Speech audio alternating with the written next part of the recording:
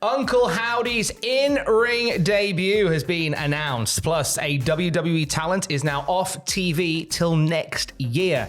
And a Bash in Berlin gimmick match has been confirmed. It's all in the Cultaholic wrestling news right now. Uncle Howdy's getting in the ring at last, officially. Well, I do declare that his debut match will take place next week when he would take on Chad Gable of American Made, American Made, American Made, American Made, American Made, American Made. I'm going to stop there. There was a big attack last night's Raw. Maxine Dupree was taking on Ivy Nile of said American Made stable. She's now in there officially. Then there was some sort of little lights off spot. You know what the Whites do. Abby the Witch is in the background. Nikki Cross, of course. And then one thing leads to another, and then Chad Gable takes the sickest of Wyatt's six sister Abigail's. He takes it on his head. Boom, he went. Yeah, he did. He took it beautifully, and then this led to the announcement that Chad Gable will come face to face with Uncle Howdy in Uncle Howdy's first ever WWE match, and I mean first ever, because in the first incarnation with the late great Bray Wyatt,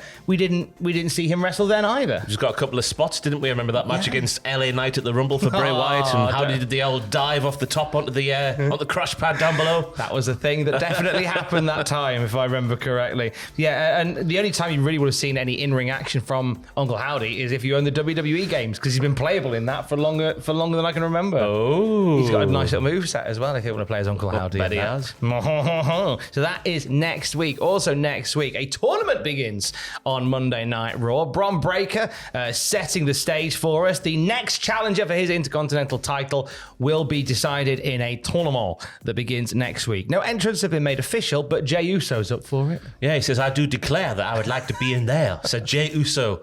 You know, that guy who says you all the time. I guess that might be just the perfect winner right there, Jey Uso to take on Bron Breakker. Yeah, I think so. I think that they've set Jey Uso up there to be the guy that goes all the way in the tournament and then loses to Bron Breakker. Oh, harsh I'm but afraid fair so. Fumbling. They're not fumbling. They're not fumbling. They're No, not it's fumbling. Bron Breakker. Bron Breakker's not a fumble, not one to be fumbled.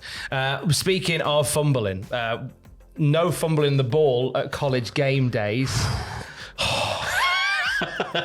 Got a stitch doing that one. Pat McAfee is going back to his footy world, and that means that last night was his last night on Raw. It was very emotional. Got a highlights package of his best moments before Pat and Michael Cole thanked the watching fans, the backstage team, saying his job on Raw, this is Pat speaking, of course, was a dream come true. He then cut a promo as well after the show went off the air. There wasn't a dry eye in the house.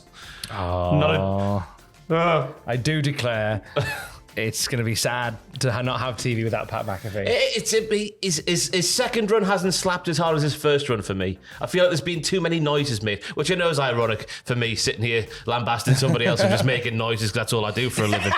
But when Pat and Michael were in their heyday, which feels weird to say because they're still a relatively new thing, when they were just two lads having a good time watching the wrestling, not barking over Bron Breakker, for example, stuff like that. I feel like his second run hasn't slapped as good as his first, but it's still been very nice to hear someone as enthusiastic and as passionate about the professional wrestling be on Raw. I think he's been great since the moment he walked in. I've been on the McAfee Mac truck for many, many years now. You can go back and then there's a tweet which I sent out where I said like how he was doing like the NXT pre-show and he was just brilliant. And a lot of people were he was quite divisive because he is quite loud and very passionate about what he does. And I can relate, as Ross can relate, to being loud and passionate about what you do. And not everybody getting it. That's probably why I gravitate towards him.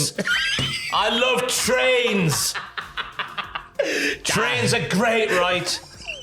Passion for trains. So I've been a fan of his forever, and I am going to miss him, even though, as you say, this run hasn't slapped as much as the first. I am going to miss his voice. You'll notice he's gone, which is, I guess, the biggest compliment you could say from him. Yeah. We've got Joe Tessitore coming in to do Monday Night Raw from September, and Michael Cole is moving to SmackDown. I don't think they've announced yet the other moving parts in this. I would assume they put Joe with Corey Graves. Yeah. I think Corey's a great guy to have for somebody new coming in, because Corey can kind of cover all the bases if need be. Or they could have 2-3 men booths. They could have 2-3 men booths. Yes, I don't know how the threes would be made up, but they could do anything. Could be an exciting new sound to SmackDown very soon, and to Raw, I do declare. Speaking of SmackDown, if you went to the live show, the live taping of SmackDown, they had some changes to the dark matches they had planned, which were quite interesting little talking point. Yeah, Fightful Selector saying the original plans was for Sami Zayn versus Ludwig Kaiser, then a World Heavyweight title match between Gunther, Jey Uso, and Damian Priest as a dark match. Yes, spoiling these fans. My God. Santos Escobar was added to the fold and ended up taking on Sami Zayn. The world title event ended up simply being Gunther versus Jey Uso, which went to a no contest when Ludwig Kaiser and Damian Priest got involved. The match was then turned into a tag team match with Priest and Uso beating Imperium. We were asked why the changes happened, and Fightful Select was told it was simply to send the fans home happy. Makes sense. Always end on a babyface win when you can with a wrestling show. I feel like, everybody then goes, what a lovely time that was. Even if I've seen that little trick pulled before at house show title matches when there's run-ins and they go, hey, since everybody's here, let's have a tag team match. Hey, come on, let's go. Looking ahead, Bash in Berlin on the way. We will see Gunther in action against Randall Keith on that night. But another match was made official for Bash in Berlin, one that we've talked about a little bit lately. Yeah, strap up, everybody, because it's going to be a strap match when CM Punk pegs. No, I don't know why I went that way, Tom. CM Punk's going to take on Drew McIntyre in a... This man is too hot today! Goodness me. CM Punk's taking on Drew McIntyre in a strap match. No phallus is involved. Well, there might be. Whether real or otherwise, just a big old dirty leather strap. We know how it works. They're tied together at the wrist. They can't go anywhere. They need to fight until one of them dies. That's the rules. Fight till you die. Yeah, this is one that's been reported a few times and rumoured and innuendoed a few times. It was made official with CM Punk saying, I went to Adam Pearce. I wanted to make this match happen. Drew's up for it as well. I'm the Taylor Swift for men. That's. I think you'll find that Taylor Swift for men is Taylor Swift.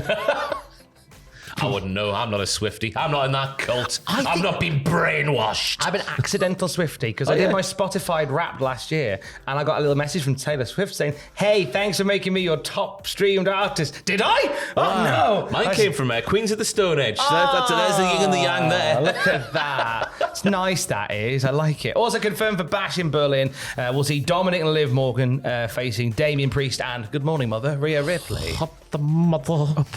Right up the mother.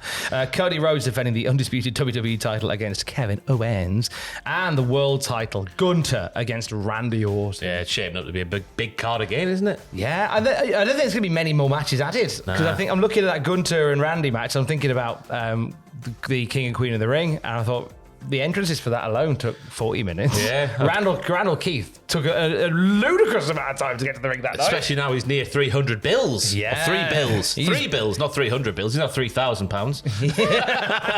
Wow. I have voices in my head. They tell me to eat more dinner. But you go back to Australia as well. I know it was Elimination Chamber, so it's a bit different because the Chamber matches are a bit longer than a normal PLE match. But even that card had a few matches on as well, didn't it? Didn't have as many more than 5, I guess. I don't think off the top of my head. Yeah, less is more, as they always say. Now, on the YouTube channel right now, Ross, you officially arrived at the foot of Mount Everest yesterday. Yes, and the mountain in front of us was not Everest, even though I was at the foot of Mount Everest. It was us trying to guess Death Rebel themes by hearing only 1 second of said Death Rebel theme, but not including your words like New Catch Republic or Tiffy Time, stuff like that. So I had to try and guess it off 1 second of the songs, and it went well. You did all right. You did. I played along at home. You did far better than I did. Yeah! Honestly, if that had been a competition, you'd have absolutely stormed it. But play along and see how well you know your Death Rebel themes. Plus, we have a portal to the other realm that has been wide open, and Rosemary stepped through from TNA, and she reveals, just as we all knew, that Joe Hendry is actually a spiritual ghost-type creature, and his theme song is a form of witchcraft. Yeah. Always knew that. There's this. You're not going to get that scoop from Fightful. Those cowards. Kate, you coward, not even coming to fight me at Wembley Way like you promised. Check out Rosemary on the podcast. Really? You've been on about that for months. I know, and she's bottled it. What a bottle job. She's bottled it. The silly goose has bottled it. You've bottled it, Kate. I'm going to have to fight.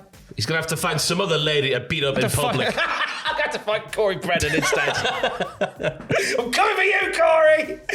Check that out on the podcast feed and on the Patreon as well for the video version. And for the latest wrestling news at any time, you can check out cultaholic.com. Stay safe.